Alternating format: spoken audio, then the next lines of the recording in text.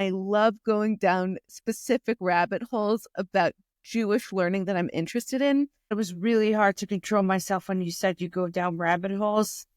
I was like, yep, Antonia always liked herself a good rabbit hole. But yeah, I don't even understand what that joke means. No, I think she's talking about like a rabbit, like a bunny rabbit. Like a a rabbit.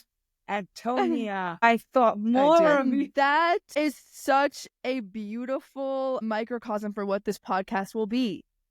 It will be a mix of deep depth Torah learning and vibrator jokes. How many different ways is there to make cholent? I was mind blown. Someone did a Thanksgiving themed cholent, which actually tasted like Thanksgiving in your mouth.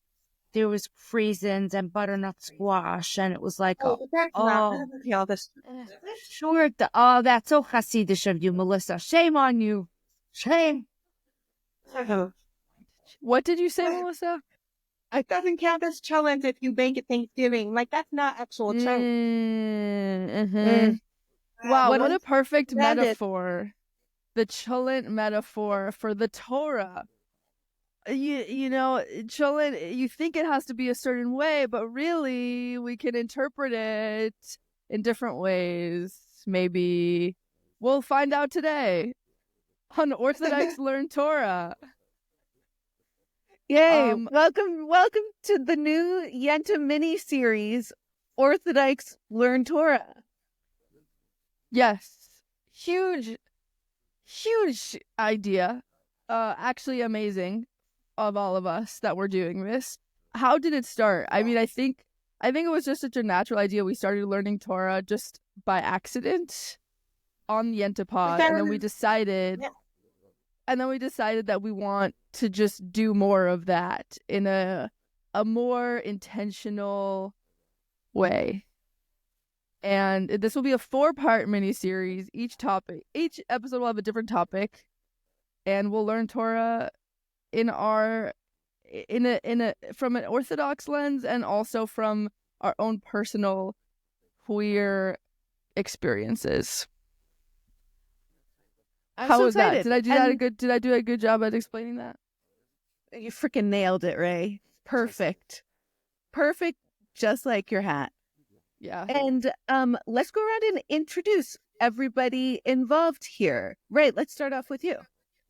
Hello, everybody. I'm Raye. I'm from Queens, New York. I went to Yeshiva University High School for Girls, and then I went for high school, and then I went to seminary at MMY. And I came out when I was 19 after I left seminary, and I've loved learning Torah my whole life, but I haven't really done it in a serious way for a long time. So I'm really excited to do that with you all today. And I also do stand-up comedy. And I co-host the Yenta podcast, which you're currently listening to. That's right. Raye is the queer Jewish emperor of Los Angeles. Yes. Exactly. Melissa, could you introduce yourself now? Yeah, I wanted to say the channel like a shit up resume. I think that's what we're doing. I know. Yeah. I'm like, I wanted to be like, what, like, wow, like, what do I know about learning? And what's my, like, learning background, you know, because that's going to really inform how I talk about and see the text that we discussed today. Yeah. And do you want kids? Do you think it's important to have a kosher home? And what kind of lace are you going to use on your Shabbos tablecloth? Questions. It's a very important question. Okay, so I'm Melissa Weisz. It's not a question. I'm Melissa Weisz, and I grew up Hasidic. I still consider myself Hasidic, but I say it Hasidish. But I'm not, I am not how I was raised. I went to Satmar school, and I went to a Hebrew seminary in Manchester, based out of Schneer. So that is my background with Torah learning. And I've also always liked to learn. Like if I had Chabrusas, throughout the years. Most recently, my chabrusa was my friend Liz, who's a lesbian priest. During COVID, we learned, well, I studied the New Testament with her, but with it was a Jewish annotated text. So it was cool to see it from Jewish scholars of like, this is Shavuos and this is what was happening here, or this is based here, like based on my knowledge that I have and then learning the New Testament that way. Anyway, I'm very happy on my chabrusas. I think, is there something I missed for the show? That was perfect. Okay. And you're also an actor and a writer. Oh, yes. And I'm an actor and a writer and producer. And I also, Raye and I are working on something. Yes. Which we're selling this year. Yeah. And we'll have some people learning Torah as well in the show. Correct. Hot. Yeah. This podcast is actually inspired by that show. Orthodykes Learn Torah. Are we all going to have sex? Leah, can you tell the crowd who you are? Can I top that? Hi, everyone. My name is Leah. I am a Brooklyn girl. My history with Torah is I was born into a Bar Park Hasidish family. And I went to Beis Yaakov Elementary, Beis Yaakov High School, Beis Yaakov Seminary, and then I continued to teach in the Beis Yaakov system for 12 years additionally. So I have a lot of Torah experience. I headed many chagigos and ran many productions and Shabbatons. So I delved quite deep into Torah-themed everything. And how funny it is that I'm here doing this podcast with my fellow, queers, which is women, which is amazing, and queers, amazing. But what I'm like backtracking. Listen, I just want to go on record since we're live here. I'm going to be the crotchety woman. That's what I'm going to be. I'm going to be the crotchety woman in her 40s. Probably fighting and nay-naying everything you say. Perfect. So buckle up. So, so that's been my history with Torah. I've actually struggled to find a group to learn Torah with. I do go to shul, and so I read the Parsha every week, and I'm familiar with it, and I listen to the rabbi's sermon, and, etc. But am I sitting and really learning Torah? Not as much as I could. I am in a Torah recovery group, which is really cool. So it's a Jewish recovery group. So I really, it's a 12-step program. So I love that. And that's very unique. But I'm so excited to learn with you all. And I also am excited because you're each scholars in your own, literally. I respect each of you so much. So I think we each bring something so unique to this cholent. From so many unique perspectives. Yes. I mean, you guys have tuned into our viral clip, our decaf clip that went pretty viral, if we may say so ourselves. And I must say, Antonia, it was at that moment that I think the world learned something. I really do believe so. It's so much so that Sarah Kate Silverman liked our little posty post. We worked with Hanukkah on it too. There's still consistent comments. Yeah, it's good. It's good because it helps us get more engagement. Keep leaving hate comments, please, listeners. Okay, Antonia, you introduce you in the chillent, in this very diverse Ashkenazi chillent. Yep. Tell us more about your background. I'm a bean. That's me for sure. I am the lone Reform exchange student in this group. I'm a comedian in the outside world, and I grew up Reform. And in the way that there's a kind of homeschooling where you don't actually teach the kid things about like science and geography, you just give them a project and they learn everything they want to know about that project. That's my Jewish education. I don't know any of the basics, but then I love going down specific rabbit holes about Jewish learning that I'm interested in. So I feel like I'm always either the most learned or the least learned Jew in whatever space I'm in. And I've never been able to find a Hebruta who meets the fact that I respect their Torah learning opinions. I think they're cool as a person, and they have the time to actually want to study with me. I've never been able to find anyone who meets those 3 qualifications until this group, and I'm like, over the moon, we found each other. Yeah. So that's me, and I co-host Yenta. So Raye, and the world is gonna freak out when this is released.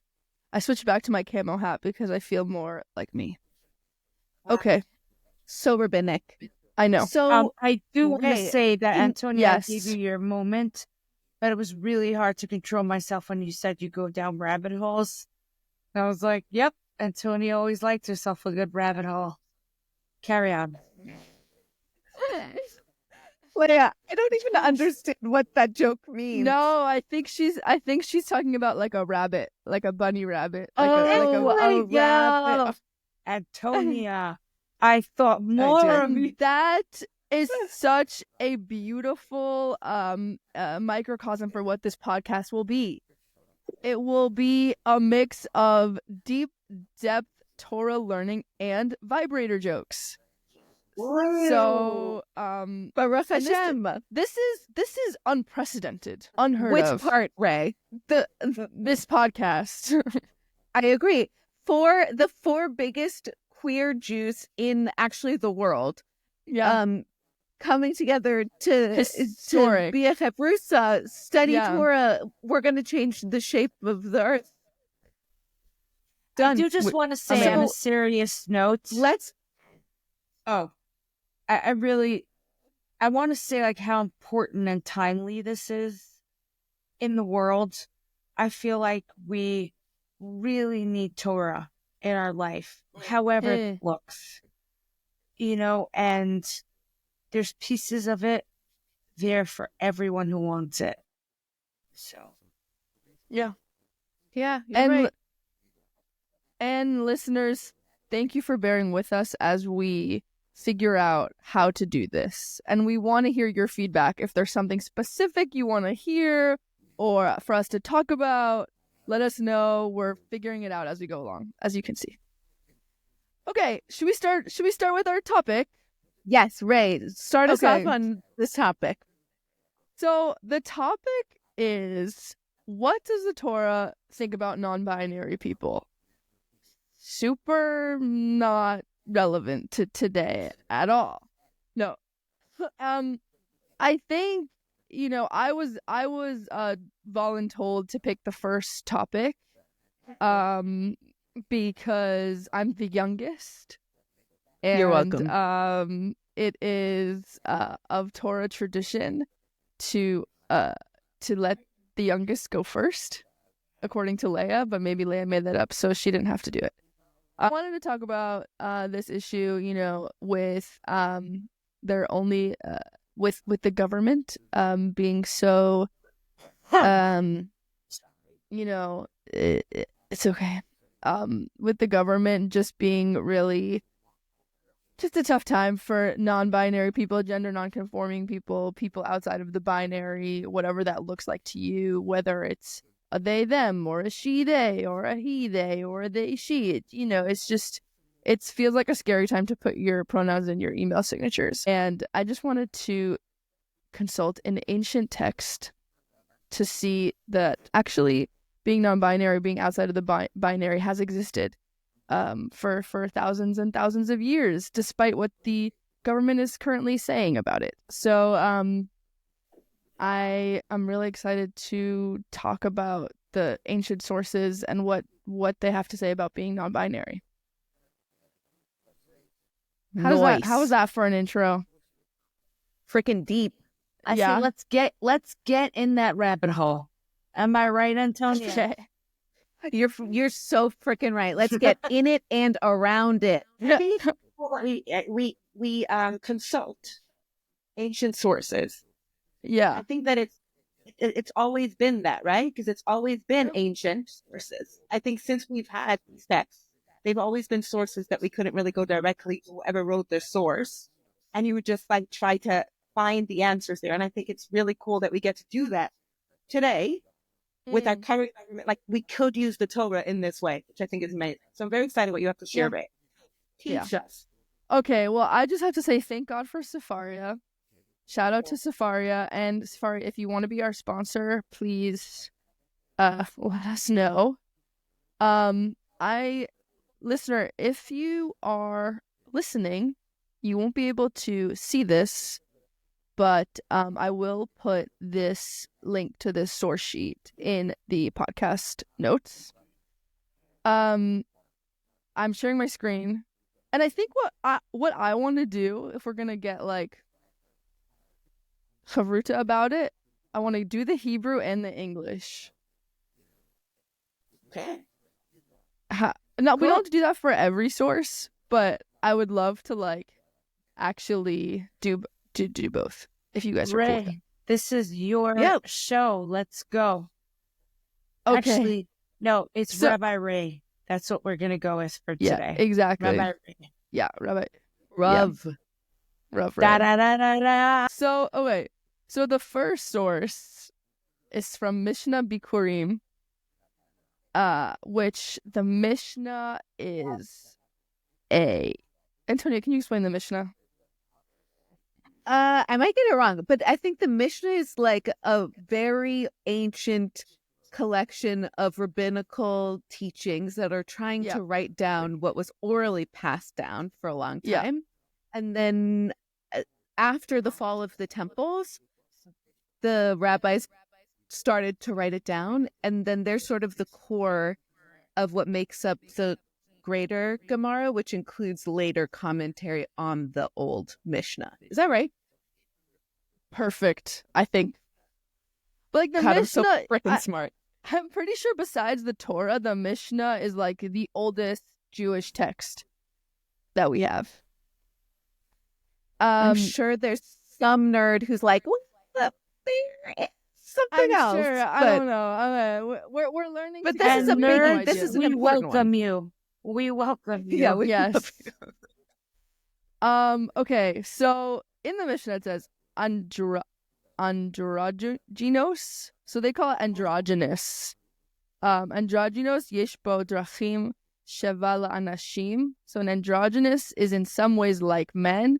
V'yesh bo drachim sheva l'nashim, and in other ways they are like women.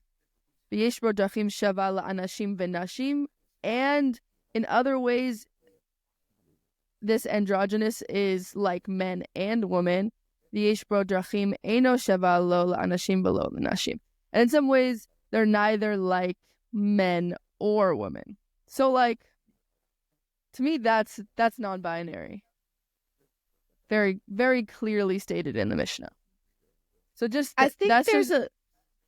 Yeah. Oh, so I'm so sorry. No. I violated our don't interrupt rule immediately. No, Keep please going. interrupt me. I actually hate that you guys aren't talking. It's making me uncomfortable. Okay. Then I'm going to interrupt. I think this is slightly different than our modern understanding of non-binary because it's missing some bigger context, which is that androgynous is not the only sex that differs from men and women in the Talmud. Did you discover this in your reading, right? Yeah, the team tomb. And there's more. There are 7 of them in total. Some say 6. So there's androgynous, which means that you have both male and female sexual characteristics, so testes or a vagina, that you can identify. There's tum, which means you have neither, or they're not identifiable. You might have them, but they're internal and they can't be seen. There's ilonite, which means you're identified female at birth, and then when you go through puberty, you start developing either male characteristics or you don't develop secondary female sexual characteristics. And then there's saris, which is you're identified male at birth, and then you either don't develop secondary male sex characteristics, or I start to develop female secondary sex characteristics, and then that one, saris, can be either natural, it just happens through puberty, or it can be unnatural, like you get castrated. That would make you a saris as well. And so, like, the important thing to note about all of these is, in our modern understanding, these are all sexes, not genders. The rabbis spend a lot of time then trying to sort these people into the two genders of masculine and feminine, but these are sexes. I did read some rabbinical teaching saying, though, that, like, look, at the time, sex and gender was inherently linked, so you could look at these as genders in some ways as well. But I feel like it's important to note that this is not the same thing. This is not the exact same way we conceptualize binary today. Where are those sources for all those other genders from? I haven't seen I've heard of this, but I haven't seen the sources. So I'm going to link you the article I pulled up, but I saw these 6 characteristics are linked everywhere you search genders in the Talmud. You'll find these. They all show up in the Talmud. Okay, because the Talmud is interpreting the Mishnah. I just want to pipe in, Leah, because this is going to be a pretty long segment, and it gets textual really quick. I think derech eretz kadma Torah, and that means, I guess derech eretz, it can mean a lot of things, but really just means good characteristics and being kind to one another comes before Torah. So whilst we sit and source all the genders, and we attempt to validate, all the binaries through the Torah, at the end of the day, derech eretz kadma Torah. So whether you're tuning in because you're curious or you're a hater, I really want to point that out. That really who you are as a human being, and that's non-binary. That's just humanity. And this is a really this is what you're saying too. Go ahead. That's the Torah value. That's it. This is kind of also what you're saying, Leah. This is in the Gemara. But coming here, great is human dignity as it overrides a prohibition in the Torah. Gadol kavod habriot shedoche lo tasa shebatorah. Kind of what you're saying, that human dignity overrides a negative commandment. So don't be a dick, basically. Okay. Well, yes, I totally agree with you, Antonia, that the rabbis were like thinking about it in a sex way, but honestly, I just love this mishnah because I'm like, that's how I feel.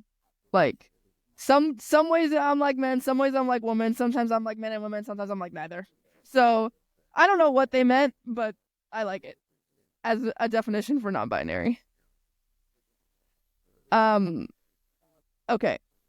Do you have anything to say on that? I think that just like when we're talking about consulting agent text, it is up for interpretation. So find a source that says, okay, this is what it means, and people talk about that gender and sex at that time was, seen as the same thing.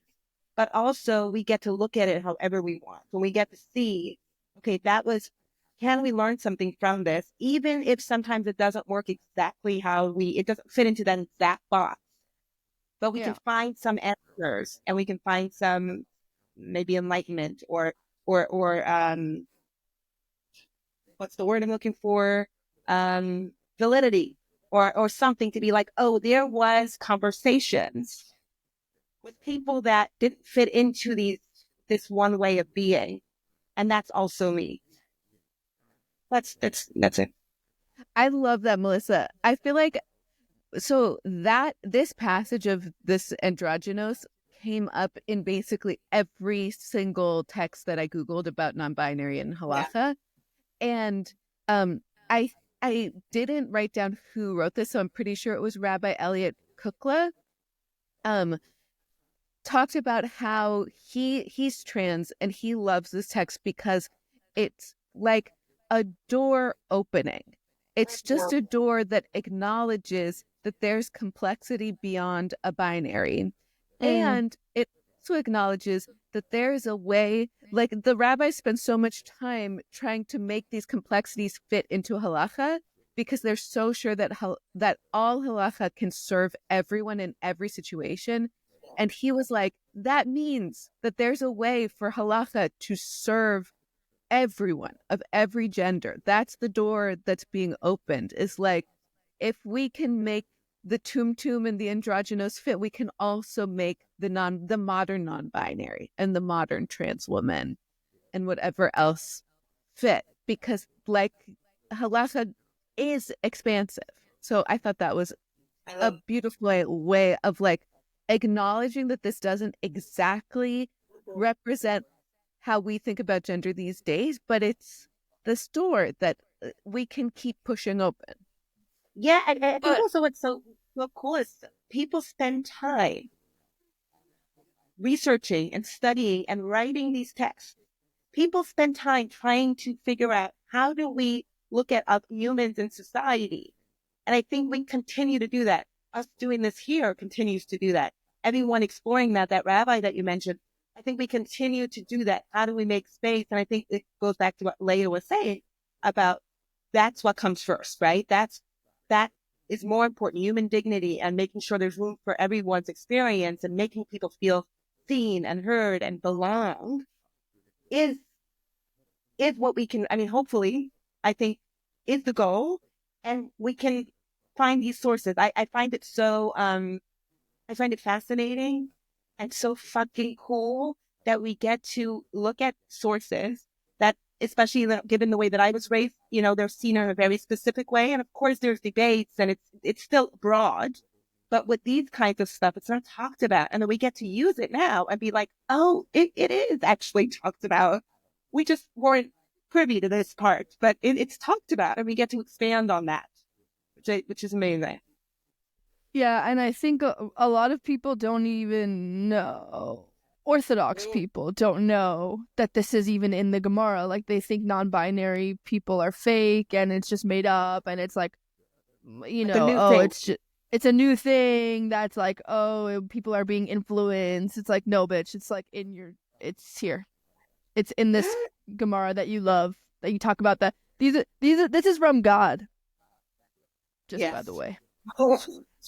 And I love what you say, Melissa, that like it's worthwhile to spend this time to understand what all of these questions and how to have the most human dignity, how to give everyone the most dignity through halacha. Yes. Yeah.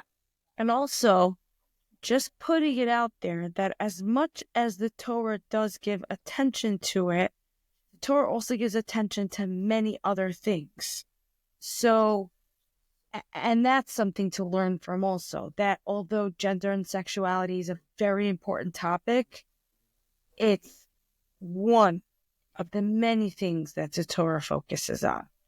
And of course, that's why we have this stay podcast. tuned for future Orthodykes Learn Torah episodes where we will learn a exactly variety of other topics. But it is very behooving of us to do this, considering who we are.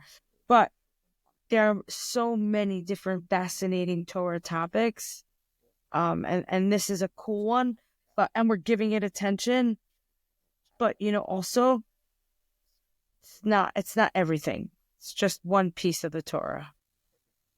But it also means we all belong. And the goal is not to look at it. At least our goal, I know for sure. But also the thing in the Torah is not to be like, you don't fit. It's actually the opposite. It's like, hey, let's see where you fit because there are answers here.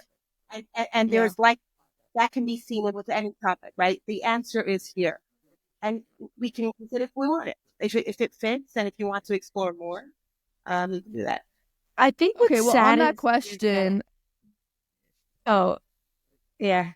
I just wish we can put this podcast and like blast it in like Borough Park.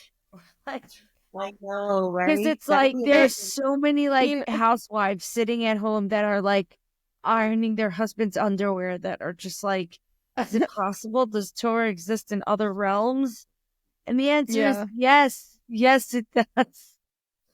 Well, I Yeah. think as we know from like a lot of our DMs, these things are going around in Borough Park. They're just going around in really low key, under the radar ways. So if you're listening and you're in Borough Park, wow. What's up? Raye, can you Yenta a little Yeah. bit more about that? What about those DMs? Yeah. No, nothing. We don't have to worry about it. Okay, so No, let's move on to the no, next we're top- very the next worried about source. it. We don't have I just want to make a time, little. Leah. I want to make a little. I just want to. Can I? I just want to say one little thing. Because I always feel like I gotta just include. There are some people that are feeling this way in Borough Park, and it would be great if they had that. And there are people that learn Torah the way they do. I don't want us. I don't want us to be bashing anybody's experience of Torah and how they practice it. So I kind of want to just Were put that we? out there. That there are people. Well, there are people that learn Torah their way, and there are women that are happy doing their thing. But if there Yeah. are people that want to know that you can be all of who you are and you feel like you're not being all of who you are, I really hope they get to listen to this. I mean, Yeah. okay. On the question of where do androgynous people fit into the Torah, into the world of halacha, of Jewish observance, let's read this source from Mishnah Torah. And I'm going to have Melissa read this one. Oh, I'm reading your Yeah. source. No, this is chavruta. I read one source, you read one source. What? Can you see it? Can, but not super clear. It's pretty small on my thing, so I'm going to pull it up. Okay, it's the Tim Tim one. Yeah, Mishnah Torah, Team Tum, the androgynous. Yeah, however you want. Like, because I don't think anyone will understand. Well, no one's gonna understand anyway because it's Hebrew. So I'm going to do Hasidish, okay? B'chal mukayim chayovim b'kal. Be'im avdi einam loikin. A tumtum and you're right. How do you pronounce this? Androgynous? Androgynous. Androgynous beings of doubtful sex have the major responsibility of both men and women of all commandments and are obliged to observe them all. Nevertheless, if they violate any of them, no stripes are afflicted. That's fascinating. So they're Right? supposed to be but also It's like you have to do everything, but if you don't, it's fine. That's what this seems to be saying. And I like that it's called doubtful sex. I think that that's fascinating. Like I kind of like I would like to be called doubtful. You know what I mean? Like Yeah. No? With a new gender, the doubtful gender. The doubtful sex. It's amazing. The doubtful sex. Yeah. Should we continue that? Should we Because what? there's some other. Should we continue that, or is that just all you wanted to read? Yeah, I mean, what do you all think about that? That if that were to be true, if we're like, okay, non-binary people are halachically obligated in everything, what would you do differently in terms of your halachic observance? If you identify as non, well, I guess we should also say what people. We should ask how people identify with their gender if you want to explain. We can do that, but also we have to have an identity to just explore this or experience this. Do we have to have an identity of non-binary, like being non-binary, or can it just be something that we can look at through the lens of? It's like thinking like from like, that changes, and also society's like definition of what it is also that varied, and also sometimes feels like something like a label you got to put on, and I'm not always comfortable putting it on, but I do feel like this is fascinating to me and my experience or the way I see the world. I think I'm interested in. I think what's cool is that I talk about like, I'm not really religious in the way that I was raised, but I love celebrating. I like the things that I was raised with and I get to celebrate. And this somehow makes me think of this because it's like, yeah, you do that, but also it's fine if you don't. And that reminds me of this, like, I get to like just celebrate all of it. And I get to, like do the things that people say that men do in the community or women do I just get to explore it. I know. And like, I've been thinking a lot about like wearing a kippah or a talit one day. And I'm like, it always felt kind of like weird to me because I grew up so girly in the Orthodox world. But like, this makes me feel like, oh, maybe I am obligated in that too. And that, not like, you could do it no matter what. You could do it if you want to do it. It doesn't matter. Like, to me, it doesn't matter at all. But like, for my own personal journey in some of these obligations that have so long been like, oh, you're not supposed to do that. It's like, oh, actually, you like something about being obligated in it makes me feel like, oh, I want to be doing this more, or it gives me more of like a. It's your like mitzvah too. Yeah, exactly. Yeah, I think that's really cool. Antonia or Leah, do you have any thoughts on this? I've been like trying to understand it because hearing like your enthusiasm for this sort of like best of both worlds, like you're obligated to do everything, and also it's not such a big problem if you don't do it. I love that. It's like that's the first like joyfulness I have thought about when reading this, because when I first read it, I just read like, great, more rules and restrictions, and I just like could not get out of my head the next line, which is and women are exempt and not obligated to do anything. And all I could imagine were like the sort of shitty conditions for women that come in the next line, Wait, in this source? Not in like the actual lines that you're reading, but even in this Safaria source sheet, we go like a little further down to the Tosefta Megillah, and and it goes into a lot of detail about like who has to read the scroll of Esther, and then the last line is women, slaves, and minors are exempt. Yeah. Wow, also, but women, like, it's so interesting, Antonia, that bothers you. It's that it bothers me, and it also rubs up against my reformness of getting a little salty when you tell me that anything is an obligation, because it's seen in totality. All these rules together look a little crazy to me. Oh, but no, they're not. I guess that comes back to, is the Torah an obligation or a choice? Or because it's all of it. Because what you're reading is under the premise that you are accepting this as the blueprint of your life. Same here for this text and for any other text. Yeah, right? And then I've heard but when I see women being exempt, I mean, again, that was my upbringing. Hasidish women were exempt from everything. I don't see it as I see it as, that's right, because we're doing other important work. That's how I view it. And we're exempt. Holy. Look at who gets to be exempt. I don't view it that way. Today.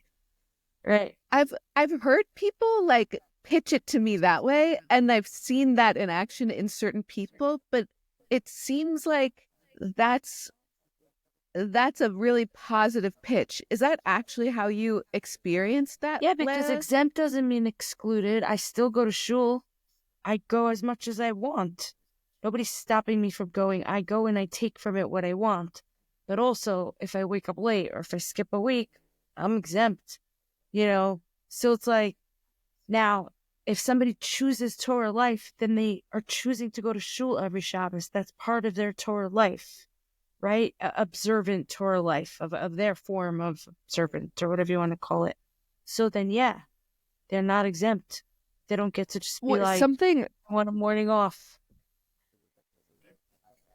but something interesting about what you're saying is like, yes, women and women are exempt. I grew up the same way from everything. There isn't a single mitzvah that women are obligated in that men aren't also obligated in.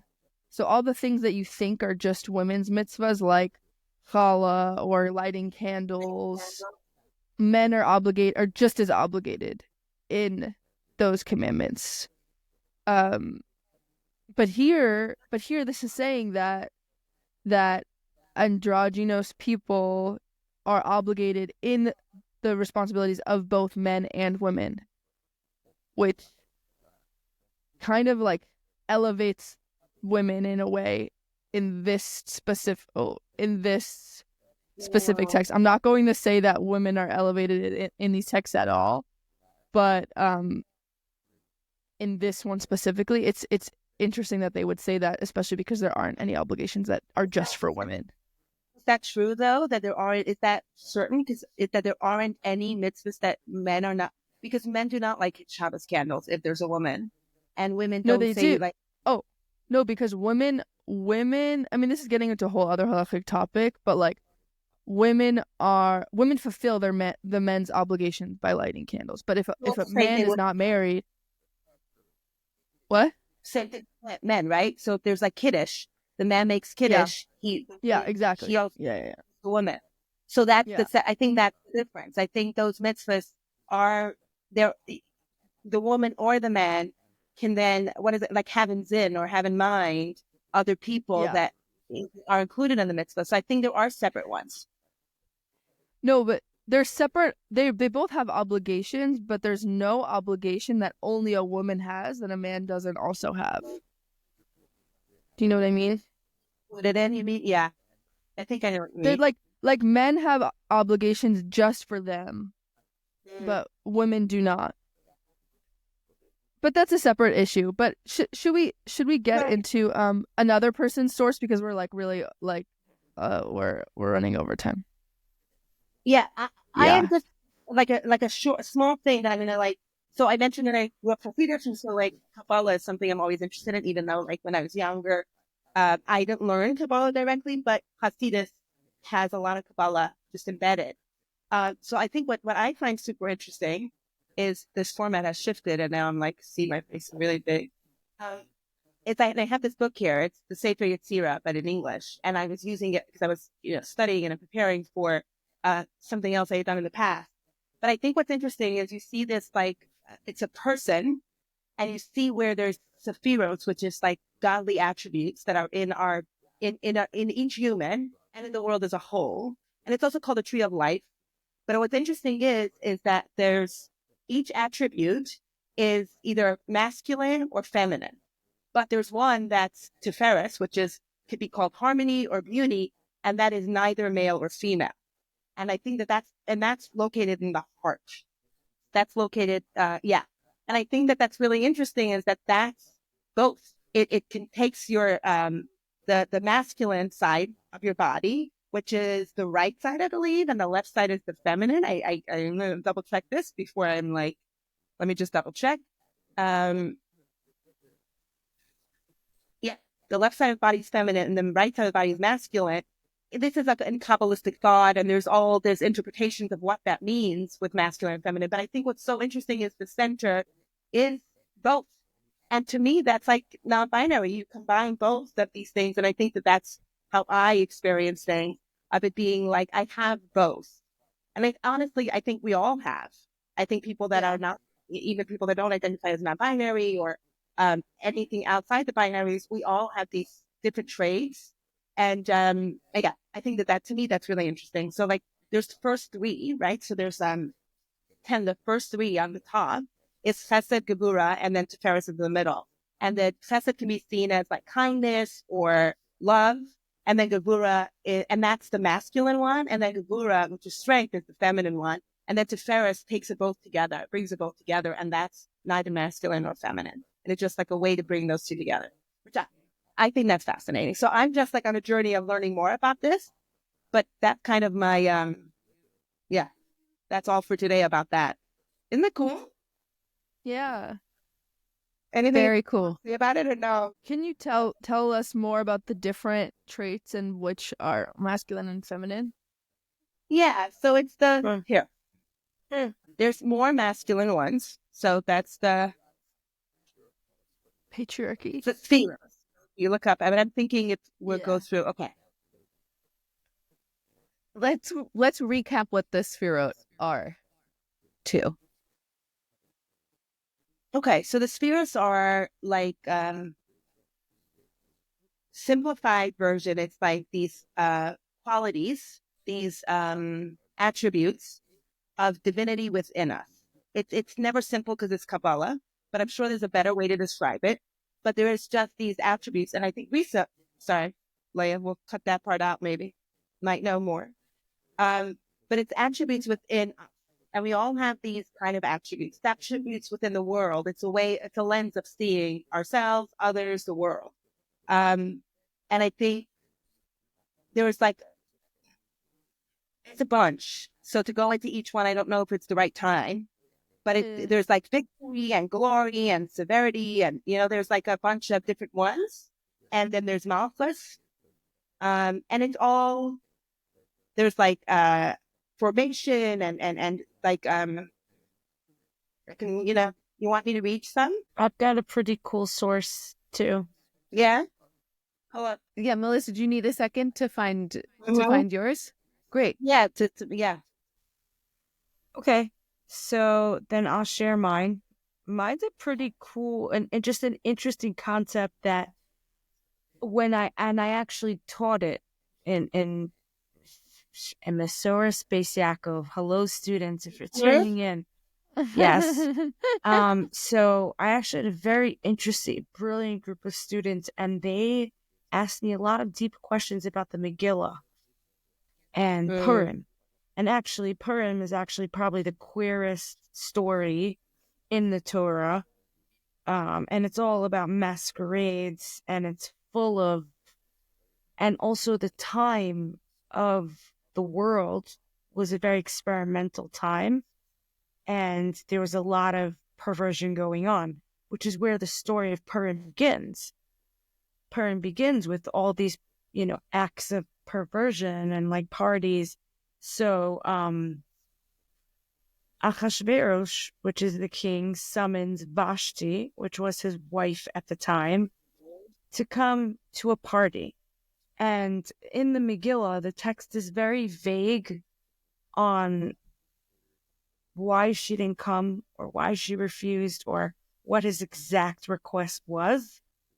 But actually, the Talmud says that Shahaisa Zanav, it's Vashti, Harsha, Mevi, Benos Yisrael, etc., but it references the word Zanav, which in Lashon Kodesh means tail, which, is the legendary story of Vashti and the tail. So it can be interpreted in various ways, but the Talmud states very, very clearly that this was a trans feature, and, that Vashti was trans, in fact. And others argue that it was skin or leprosy. So I do want to say there are other interpretations. That was one interpretation of Vashti. And then the Yalkut Shimoni says that the fact that Vashti refused to appear naked before the king's guests would suggest that there were body-related concerns, including the Zanav, and it references that again. And it also says just the fact that she had such assertive behavior at a time where women were not assertive was also some masculine energy. So whatever that was. So just two references in the Torah, and that goes back. Vashti, also non-binary. Vashti, also non-binary. That's very cool. Okay. I did find, so the masculine traits is chachma, chesed. So chachma is wisdom. Chesed, which is the kindness and the love. Netzach, which is endurance or victory, which is also could be perseverance, and then Yesod, which is foundation. And then the feminine ones, well, those are more like more active in some way. The feminine one's supposed to be a little bit more, I guess that's where they're thinking receptive or more receiving. So the feminine traits are Bina, which is understanding, Gavura, which is strength or discipline, which I don't know if that's like less active. I don't know. Hod, which is splendor or beauty as well. And Malchus, which is kingship. And then the balancing ones, there's Teferis, which is the one, right, that brings together. And there's also Das. So, and not in every tree do you see Das, but a lot of them include Das, which is like knowledge, or no, it's wisdom. Would you say, Leah? I think wisdom is more what it's done, or like. But what's the difference between Chachma and Das? Chachma is knowledge here, and Das is more.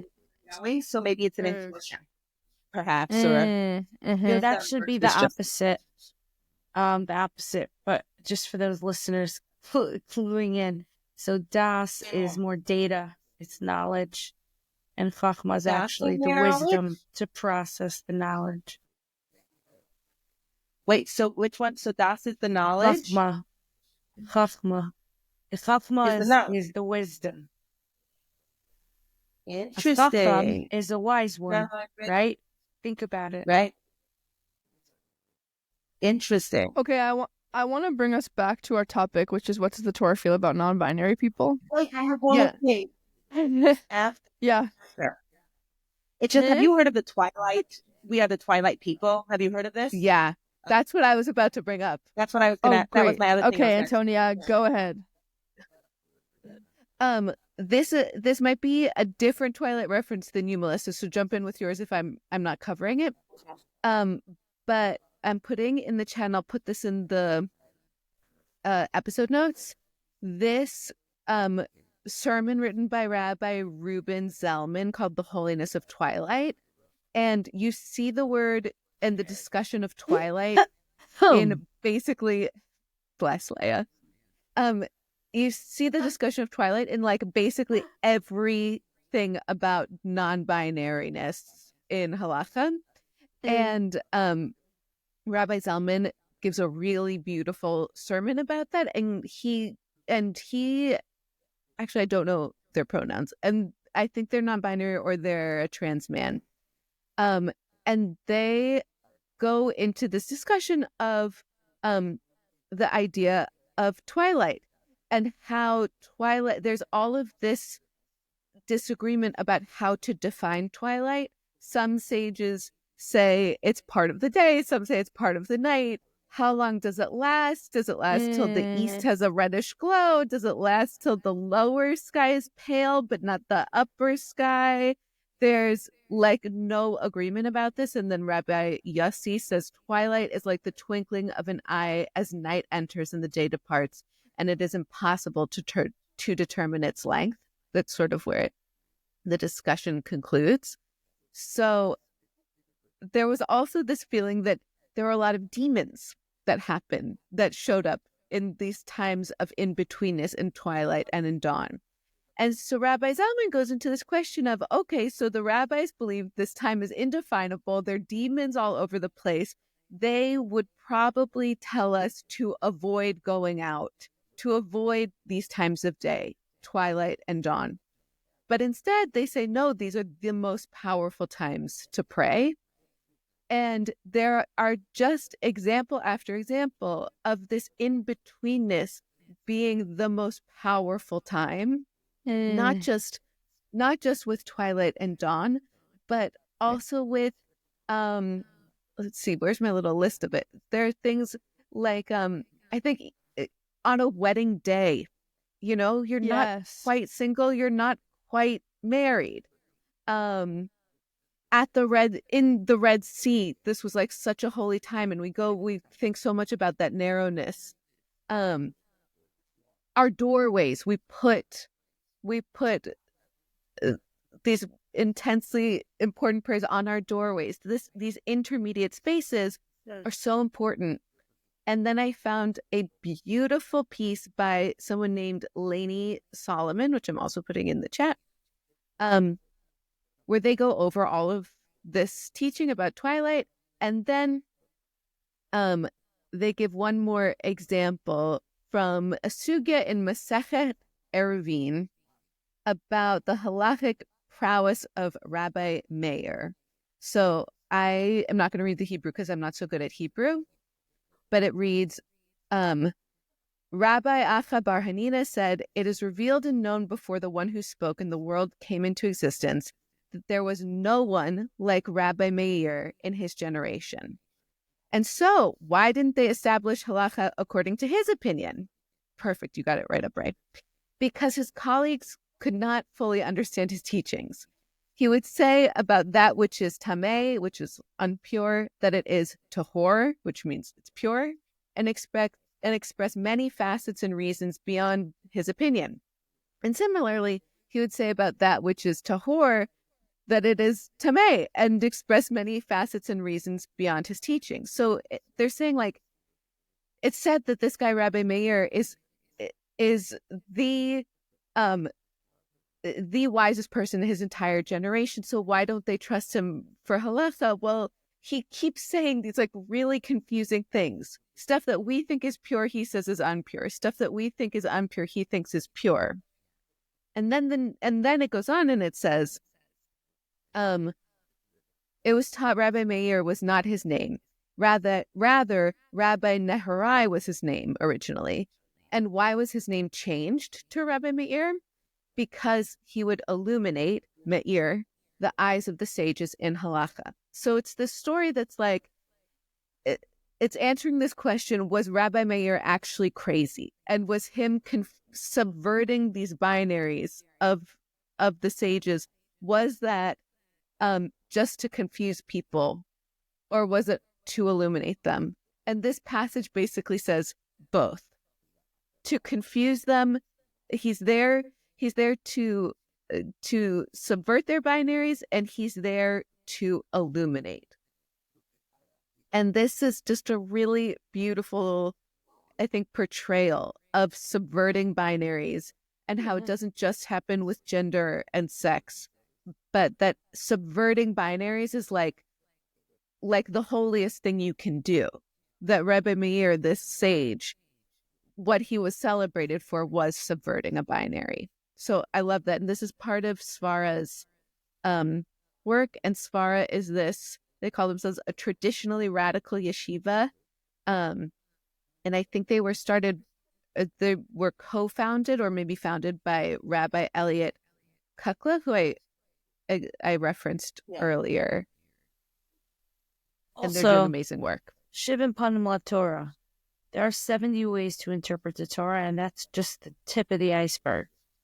So at the end of the day, there are so many ways to see something, so we can't even begin to imagine. And stay tuned for more Orthodykes Learn Torah episodes where we'll uncover all the 70 ways to interpret the Torah. Maybe, Raye, we could do like one final takeaway from everyone. Yeah, okay. Great. Final takeaway. Final takeaways. I think that what I really liked, this Twilight stuff, but thank you for expanding on this, because there was this poem, "We Are the Twilight People." And I was introduced to it by, I had somebody on the podcast that I host, is called The Forbidden Apple. And he let me, Jeremy Lentz is his name, and he let me know about this "We Are the Twilight People" and the whole concept of the in-between. And I was like, this is amazing. This thinking about it that way, thinking about before it becomes dark, like it's not yet night, but it's not day. Thinking about all these things. And I love that you talked about this, like subversing. And it's to make people, what was the other word you used that Rabbi was talking about? Confused? Illuminating. I think what's amazing, and I think that's what's amazing about what I like about Torah. I love when things just make you go, huh? What? Like, and then you've got to just be like, oh, and see things in a different light. And that's what I love so much about learning. That's what I love about like learning or seeing that with like dots. And my brain is like, oh, like I want to know because I think it can be seen both ways. I started research. It can be like, what is wisdom? Is intuition? It's not maybe intuition, but is it like a deep knowing of self? And is that how you interpret knowledge? With a deep knowing of self, is that? And like, then I have this question with Raye, you were saying about there's nothing that like men are not required to do. There's nothing that just a woman's mitzvah. And then I'm like, I got to research that. And so like, I'm just excited all of these things that are just making me be like, I want to know more. And it's doing that thing. It's making me question. So I love it. I'm having a great time. Me too. I'm having a great time. Melissa, you said something like really early in this that really, really made an impression, which was that it's so worthwhile to spend all of this time trying to study and figure out one little question, like what does the Torah think about non-binary people? I mean, this is like nothing. Like we could study this topic for years, and still not get to all the sources on this issue.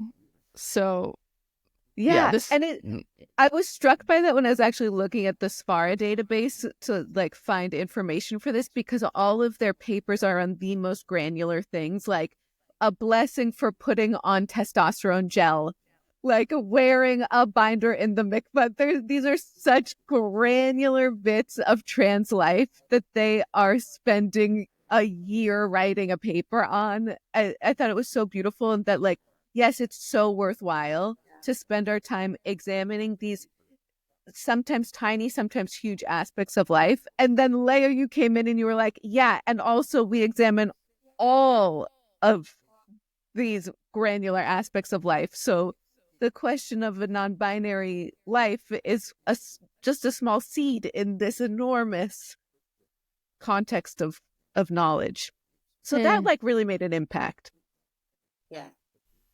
I'm just going to say little Leah is very happy right now. That's for sure. Right? Like in my wildest dreams, I never thought I'd be sitting and discussing Torah, period. Like that was for men. In my world, I didn't have a place for that.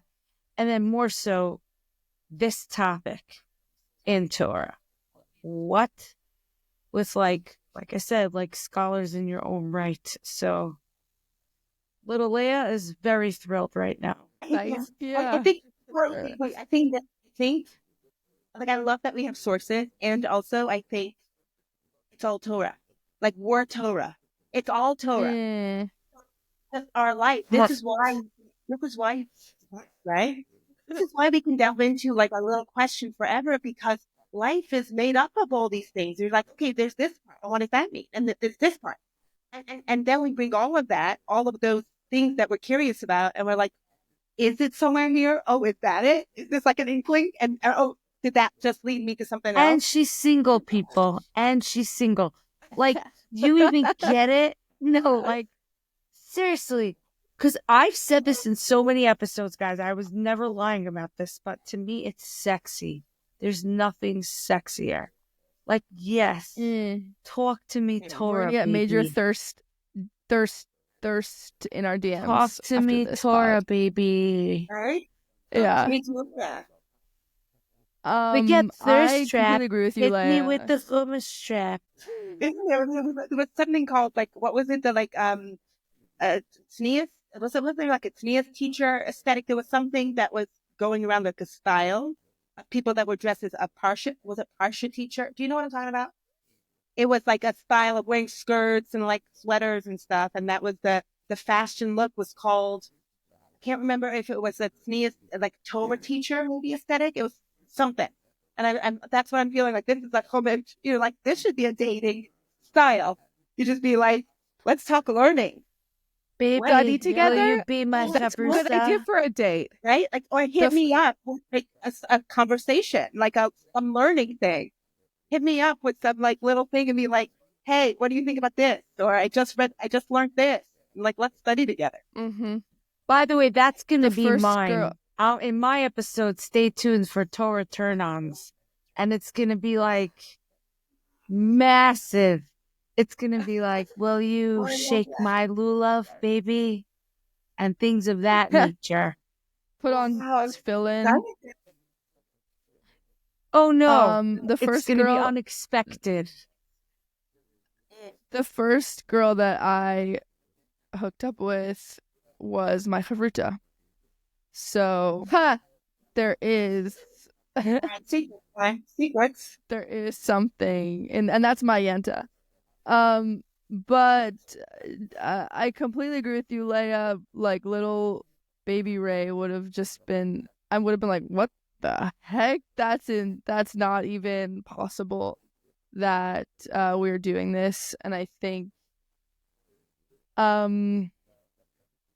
what we're talking about is so needed right now in the world, and being able to discuss these issues and have different opinions and also be respectful and learn from each other and have nuanced dialogue is so rare. And I'm really excited about this group and having us be able to come to these sources with all of our different perspectives, and also and argue and model healthy arguing for a world that really needs. Yes. Ew. Gross. Yeah. That's, well, I think that's beautiful. Earnest. Ew. Yuck. Thank you, Raye. That was beautiful. My little Antonia would watch this and be like, "Oh God, you're such a nerd." Really? Yeah. But in the best way. She'd be like, "You care about Judaism? Yikes!" Okay. Well, we like grown-up Antonia very much. We'll bring Grown-up little Antonia's cooler. Antonia be like, it's okay to love Judaism. It's cool. It's hot. She's gonna learn. She's gonna learn. Yeah. I'm that I don't have to be like in seminary to do this. I literally, when I left seminary, I was like, I miss studying. I have chavrusas. We had night seders. We would study together. Oh my God. Like, where do I do this? Are we allowed to talk about that? That we're going to be joining the retreat that's like part of this, and we're so excited about Oh yes, that. shout out to Queerkeit.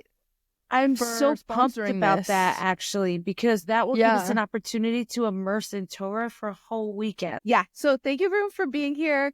Thank you to Queerkeit and Rabbi Shua Brick for sponsoring this series. We're so grateful.